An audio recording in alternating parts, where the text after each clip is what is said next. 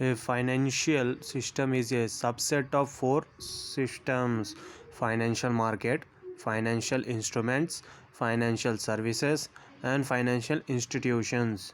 Financial market is a place where dealings of financial claims takes place and prices are set depend upon the demand of the funds and their need or requirement by the investors.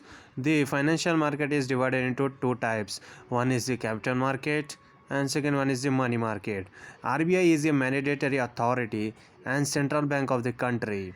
It has the power to manage, develop and regulate the financial systems.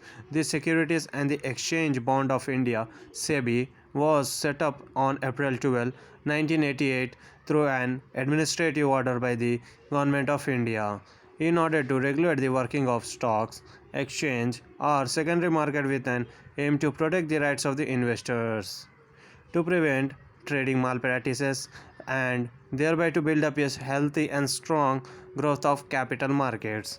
The various global and international financial markets are euro currency market, international bond market, international equity market and international money market.